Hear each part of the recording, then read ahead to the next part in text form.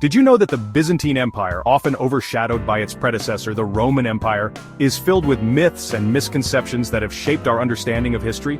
We bandy about terms like Byzantine intrigue with a casualness that belies a deeper truth. We don't really think much about Byzantium at all, do we?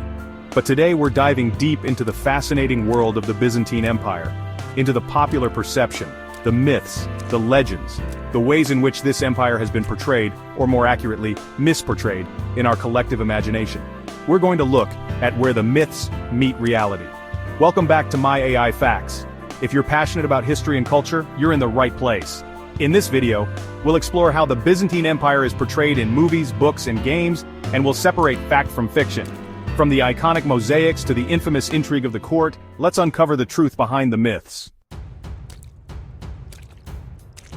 We've all heard the phrase fall of Rome, haven't we? It's practically historical shorthand for the collapse of a civilization.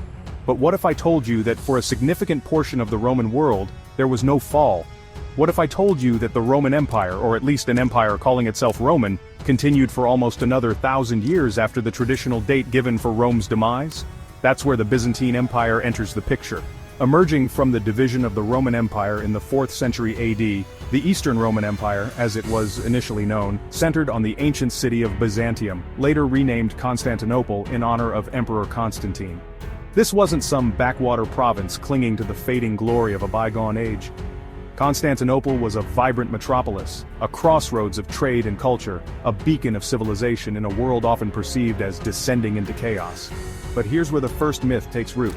The Byzantine Empire is often portrayed as simply a continuation of the Roman Empire, a sort of Rome 2.0.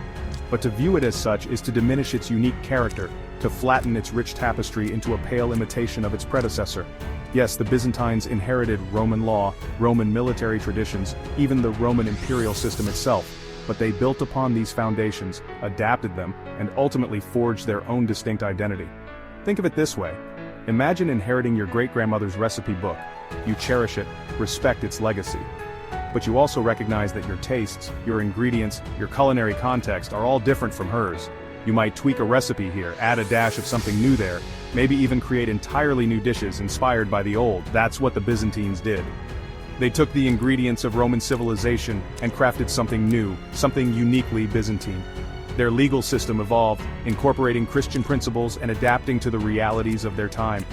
Their military, facing new enemies and challenges, developed innovative tactics and technologies. Even their language shifted, Latin gradually giving way to Greek as the language of administration and culture. This wasn't simply a matter of linguistic drift, it reflected a deeper cultural shift, an embrace of the Hellenic heritage that ran deep in the Eastern Mediterranean.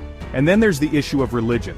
While the Roman Empire had a complex relationship with Christianity, eventually adopting it as the official state religion, the Byzantine Empire was intertwined with Christianity from its very inception. Christianity wasn't just a state religion, it was woven into the very fabric of Byzantine society, influencing everything from art and architecture to law and governance.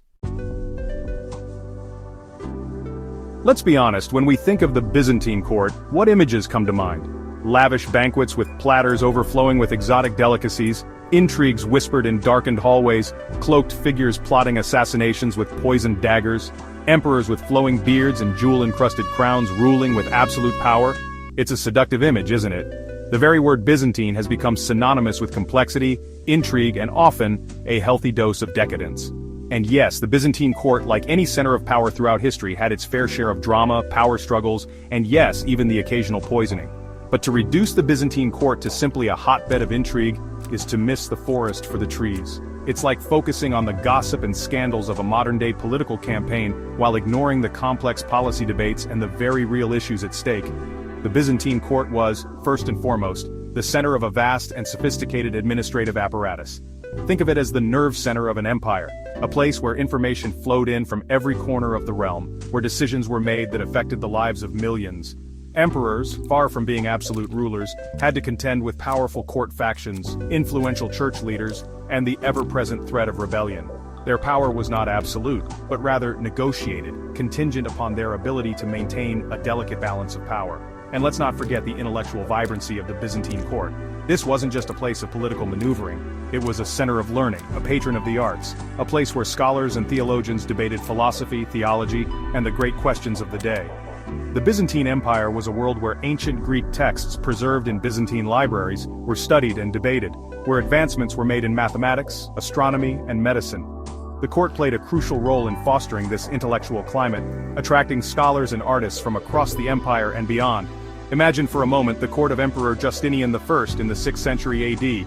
Here, amidst the splendor of Constantinople, Justinian, with his wife, the Empress Theodora by his side, presided over a golden age of Byzantine culture. It was during Justinian's reign that the Hagia Sophia, that masterpiece of Byzantine architecture, was constructed, its soaring dome a testament to the empire's engineering prowess. It was also Justinian who commissioned the Corpus Juris Civilis, a monumental legal code that would form the basis of legal systems for centuries to come. Chapter 3. The Empire that Refused to Die. The year is 1453. After a siege that has captivated the imagination for centuries, the once impregnable city of Constantinople, for over 1,000 years, a beacon of civilization, falls to the Ottoman Turks. The last Byzantine emperor, Constantine XI Palaiologos, dies defending his city, his body never found, his fate shrouded in legend. It's a dramatic, tragic end to a once mighty empire, isn't it? And it's a story that has been told and retold, often with a sense of inevitability, as if the fall of Constantinople marked the final, definitive end of the Byzantine Empire. But what if I told you that the story doesn't end there? What if I told you that the legacy of Byzantium, its culture, its ideas, its very spirit, continued to exert an influence long after the last Roman emperor breathed his last? To view 1453 as the definitive end of the Byzantine Empire is to misunderstand the nature of cultural legacy. Empires may rise and fall, borders may shift, but ideas once unleashed upon the world have a way of persisting, of finding new ground in which to take root. Think of it like this. Imagine a seed carried by the wind. It lands on fertile ground, takes root, and grows into a mighty tree. But even after that tree falls, its seeds, scattered far and wide, can give rise to new trees, new forests, each bearing the genetic legacy of their ancestor. That's what happened with the Byzantine Empire. Its influence didn't simply vanish with the fall of Constantinople. It spread, it adapted, it found new life in the hands of those who had inherited its legacy.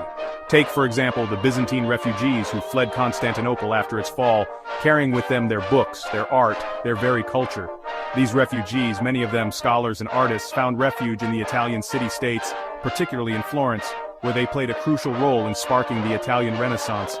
The knowledge they brought with them, particularly their understanding of classical Greek texts, helped to ignite a renewed interest in classical learning, contributing to the flourishing of art, literature, and philosophy that characterized the Renaissance.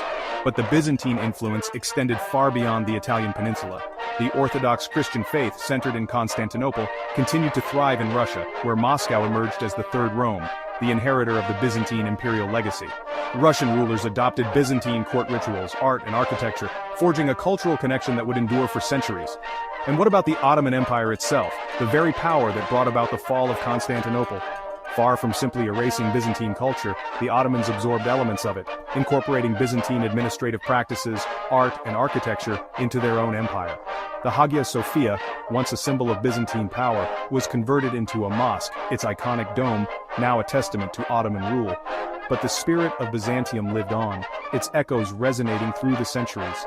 The legal traditions of the Byzantine Empire influenced the development of legal systems in Eastern Europe and beyond.